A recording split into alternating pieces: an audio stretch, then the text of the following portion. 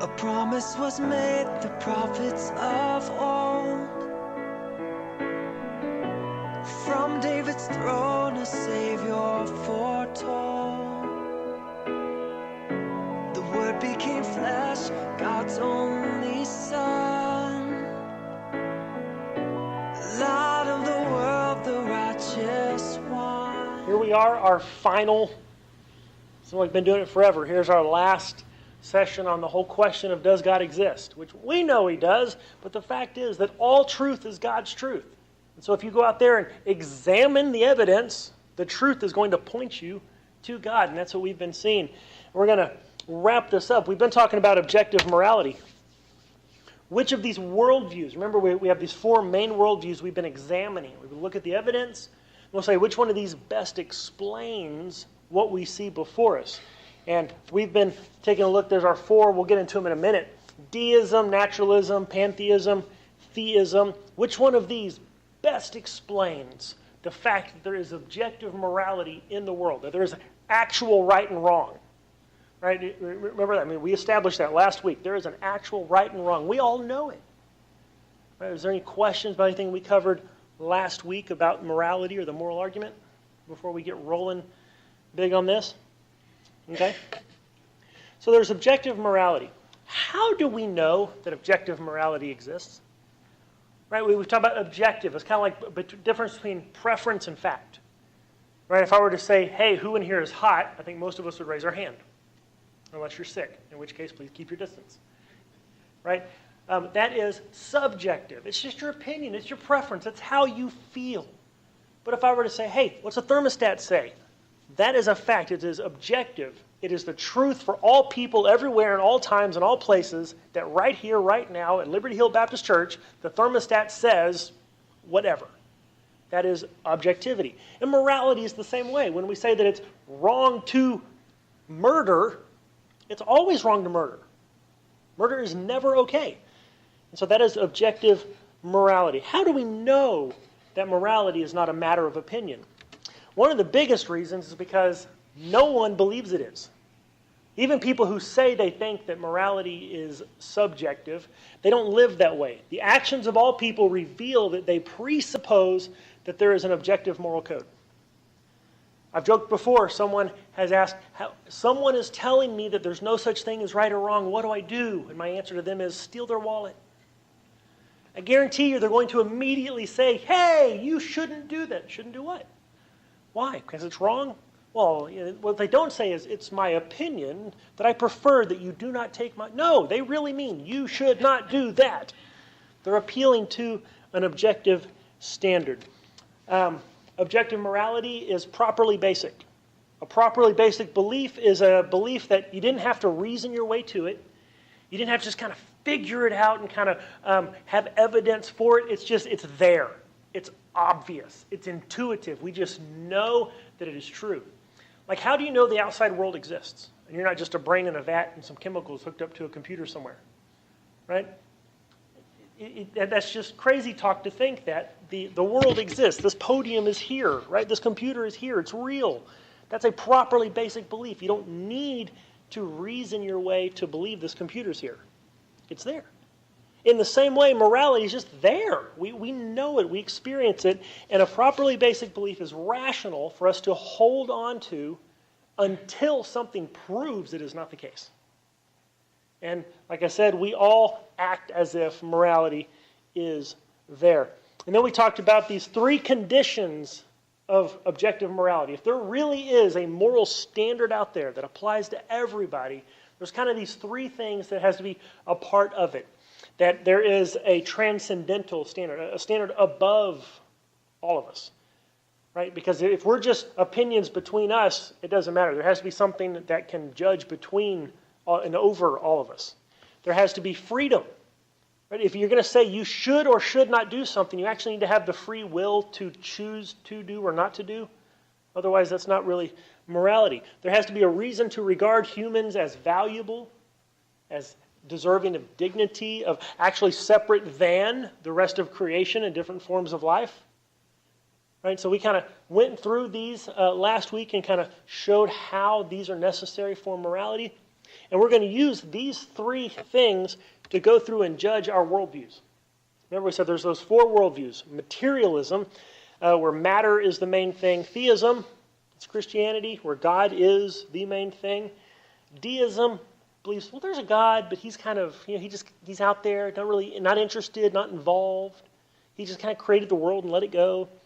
Pantheism, the impersonal force, like Star Wars, where God isn't really an intelligent person, it's just kind of an essence of being and everything is all part of the one. That's pantheism. We're going to walk through these and see, hey, do these actually measure up? Do these make sense of those three conditions that we need for there to be objective morality? First one, pantheism. Right? Pantheism is, like I said, it's like the Force in Star Wars. It's just, it's everywhere and it's in everything and part of everything and everything's part of it. Pantheism, everything is one.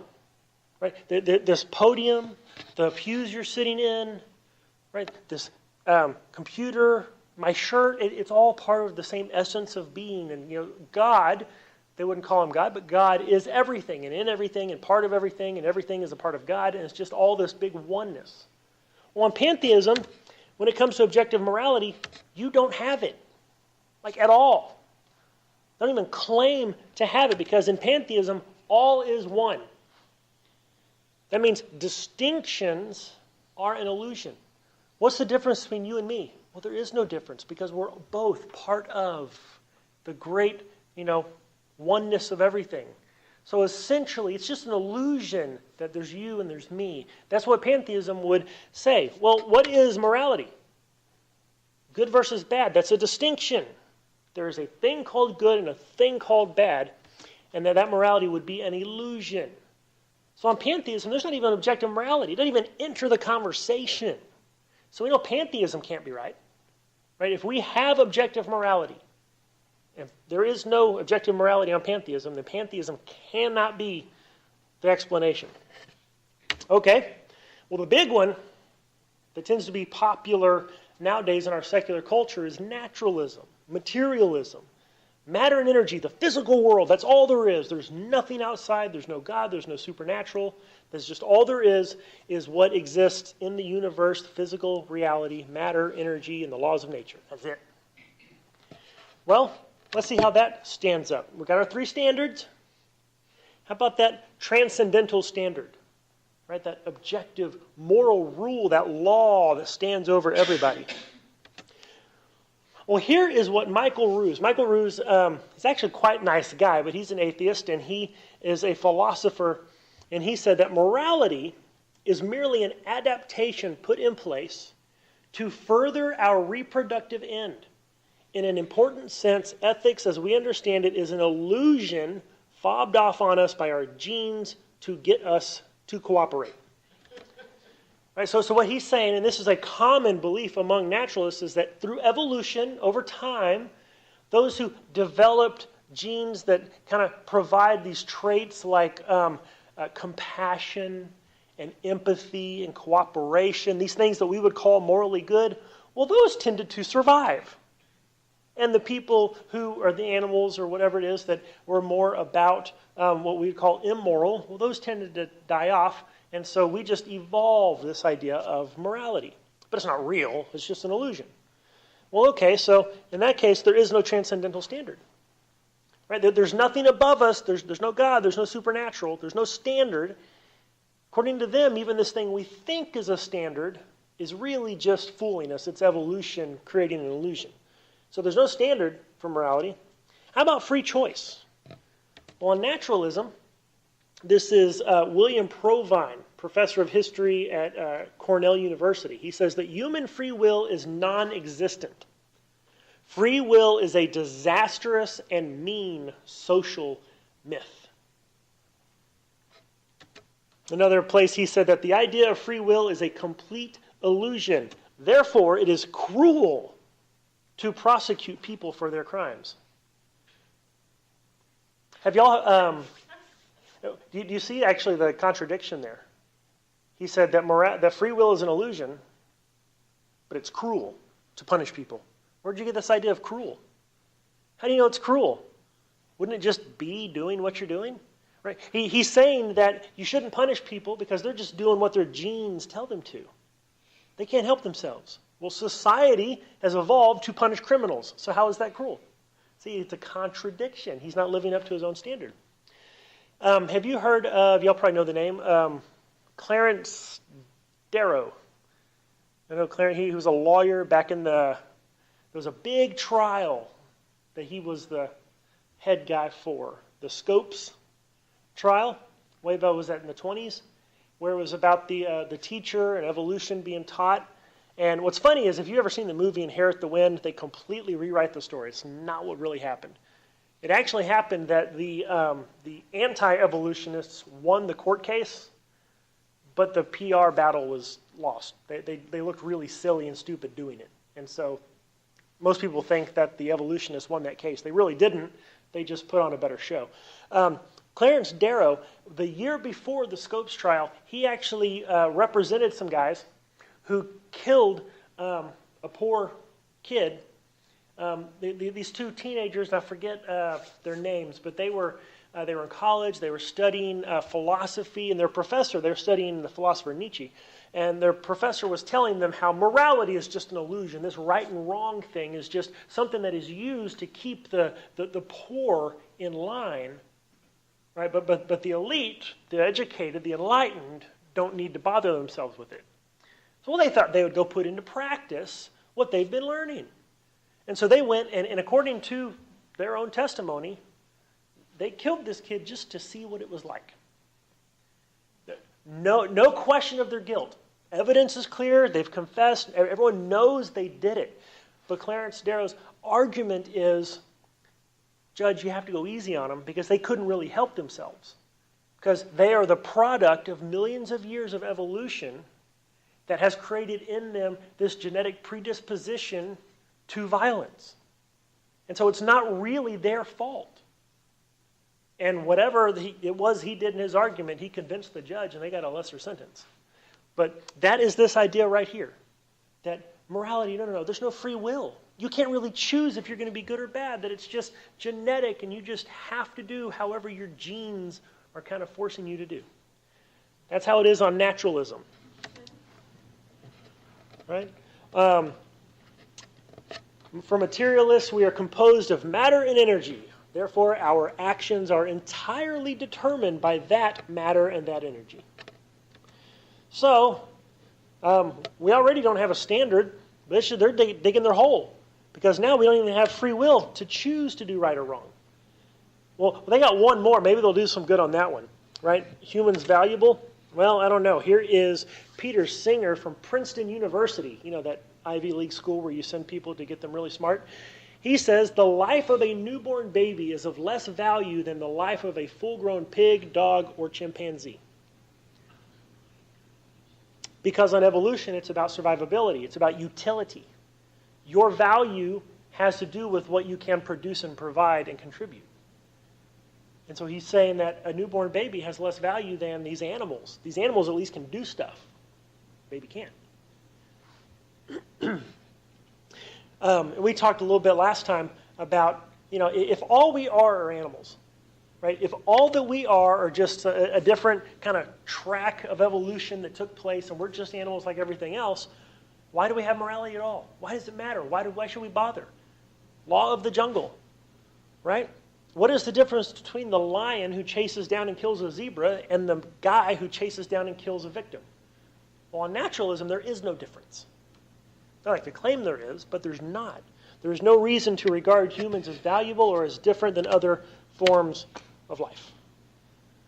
So there's naturalism's out the window. We know there's objective morality. Well, naturalism cannot provide for it. And so we move on to our third view. Are there any questions about about that? And we kind of went through it. And some of that is like, what? They believe what? But they do. And there's some who will actually say it, like those we just quoted. Those are philosophers who, they actually look at the beliefs and what they naturally lead to, and they'll admit it. Right? And some of them will admit, I don't like it, but this is the way it is.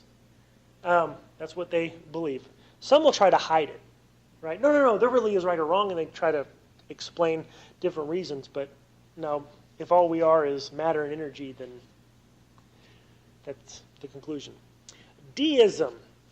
Okay, deism has an interesting kind of like, well, I mean, we have a standard, right? Because we have God, right? Because deism is God, an uninvolved God, right? Deism is God created it and kind of let it go, and He just stands back and He's not involved. Well, this one's kind of an odd one, depending on what a person actually believes about God. So there could be a standard, and God does believe in what's right or wrong, but it wouldn't really matter because He's not involved. There's going to be no discipline. There's going to be no judgment. There's going to be no reckoning. He's not involved. He doesn't care. He's impersonal. And so not really sure that it would matter even if there is a standard. But one of the problems that deism runs into is because God is uninvolved. Most forms of deism today are basically naturalism, but God started it. And they'll say He kind of front-loaded everything that was needed for creation. He just kind of let it go. And so a lot of deists would actually believe the same things that the naturalists, the evolutionists, all that would believe. And so if that's the case, there's not a standard above anything because, well, the same reason the naturalists don't have a standard. Freedom of choice would be the same thing. Right? We just talked about with naturalism how there's no freedom because it's just your genes. Right? It's just that chemical brain activity like dominoes falling. You have no control over which way they fall. They just go. Well, if deism is true and it just kind of follows the track of naturalism and the evolution and whatnot, well, then there's no free will, so we don't have that. There's no real reason. Again, it would depend on what one believes, but generally there wouldn't be a reason to believe mankind is any more valuable than any other animal. Right?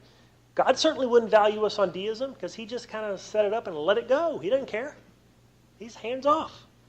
So we're not valuable in God's eyes. And so that wouldn't matter there. See, we have the same thing as the morality just being an adaptation of our genes. And so deism doesn't really get you there either.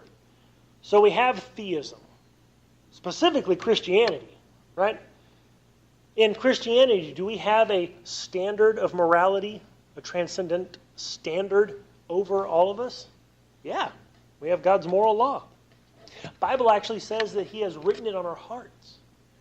In Romans chapter 1, it says that He has made it known in His creation, His power and His glory, that man is without excuse. And then in chapter 2, it says that He has written His law on our hearts, that we know right and wrong.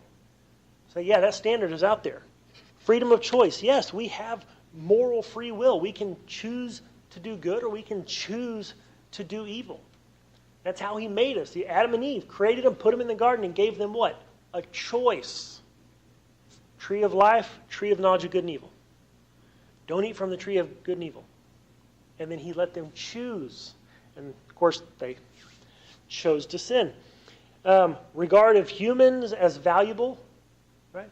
Last Sunday, that's all we talked about. Yes, created in the image of God, that we have an inherent value and dignity, and that we are different than the animals. And so on theism, we have all three of those. So of our four, the only one that even comes close to making sense, being able to explain why we have objective morality, is theism. And so, any questions on the journey that got us there? No? Well, we've been through four things. What was the best explanation for the beginning of the universe? God. Right? What was the best explanation for the origin of life? Right? How supposedly we went from rocks and inorganic material to having life, organic matter and organisms. Right? Best explanation for that? God. Right? We find in our DNA this information that's like a digital computer code written into our cells. What's the best explanation for that? God. Well, now we have objective morality. We know there is a right and wrong in the world. We might bicker about what exactly is right and what exactly is wrong, but we know that there is this standard out there that we are all beholden to. What is the best explanation for that? God. Well, there's 4 out of 4. It's doing pretty good. And by the way, it does not stop there. Here is a little list of some other common arguments that philosophers would make for God. Argument from change, argument from efficient causality, from contingency, from miracles, consciousness, desire. C.S. Lewis, I think, wrote a book on that one. He said that if I find in myself a desire that nothing in this world can meet, that means that there must be something else besides this world that I'm made for. Right? Argument from beauty, Pascal's wager, and these aren't even an exhaustive list. There are more beyond this that you could keep going and going with arguments that philosophers, theologians, scientists look at the evidence and they say, look, this shows God. It points to God. So does God exist? Yes. Right? There are those who have the experience of God, who actually hear the voice of God. Some people are blessed to hear an audible voice, to have a vision of Christ appear to them. That's actually a common way in the Muslim world that people will come. You can find testimonies out there of people in countries where to be a Christian gets you killed. But that Jesus actually appears to them in a vision and says, you need to follow me. Go find this person and talk to them. And they go find the person, turns out to be a missionary, tells them the gospel. They get saved. Right? God is there. But even if no one has those kind of experiences, they can look at the evidence in the world around them and see that God does exist. Here's the thing. These arguments we've been talking about, does it get us to Christianity?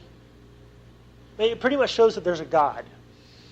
It doesn't quite necessarily get us all the way to it being the God of the Bible, but there's a God, and the God of the Bible certainly fits, right? Jesus is in the running, right? If we're going to say, okay, there is a God, what God is this, right? Christ is definitely up there. He's on the panel to be decided. But there are other things that you can use to point to from God does exist to that it is the God of the Bible. One of my favorite, it's what I call the immoral argument. I don't really hear this much, but I think it's just so obvious to me. Mankind is unable, we cannot do it, to live up to any system of morality. If you take the most radical, relativistic, moral-minded person who says there is no such thing as real right or wrong, they're not going to live up to their own standard. Because they're going to turn around and act like there's a real right or wrong. You can take someone who goes, I'm going to do my thing, you do your thing, and I just think it's wrong to do this, this, and this. They're going to break those rules. We cannot live up to a moral standard. We will. There's a selfishness in us. We will fail, right? Even if we make them up ourselves. And this points to this brokenness. There's some kind of deficiency in us. There's a brokenness in us, which is exactly what the Bible points to, right? We know that we ought to do these things, but we can't. And Scripture says, yeah, you're broken. God created you perfect, but it went wrong in the garden, and we have this sinful nature. So just the standard, just the experience of mankind, of trying to be good and failing, points to the truth of Scripture. Another one is one of my favorite, is the historical evidence for the resurrection. I think we've touched on it a little bit before. Here in about a month, at the end of February, we're having a friend of mine, his name's Cameron. He's coming on the 26th, and he's actually going to give us a presentation on the historical evidence of how we can know that the resurrection did indeed take place. Remember, Paul in 1 Corinthians 15, I think it was, he said that if Jesus is not raised from the dead, then our faith is in vain. We just pack it in. We're done. Let's go home. We should stop believing this. We are among most people to be pitied if we believe Christianity and Jesus didn't actually raise from the dead. So how do we know he rose from the dead? It's a historical fact. And he's going to be coming on the 26th to present that. And that's one of my favorite, but there are more and more and more and more, and we could go and go and go on this topic and not exhaust it for quite some time. And so, actually, indeed, yes, God does exist. And so that's where I think we all knew how that was going to end. No one was like, no nail biters, seat your, and edge of your seat kind of weren't wondering, right? Because it's obvious. It's obvious. Any questions? Thoughts? Comments? No? Okay. Well, next week we're going to have Q&A. So, perfect opportunity to invite people. Spread the word. Folks who aren't normally here, get them here. And so there's that going on. And then after that, we'll get into the actual doctrine of God, His attributes, His omnipotence, His omniscience, right? What all of that means. And so, yeah. So nothing else? Okay. Let's pray. Father God, we thank you tonight as we have looked at what we see in reality, that you are the best explanation, really the only explanation for the world and the way it is. As we look around us, God, whether it is the evidence from science, whether it is what we find with our own hearts, God, as we look around at this creation, whether through the telescope or the microscope, God, we see your fingerprints everywhere, the marks of the Creator upon His creation.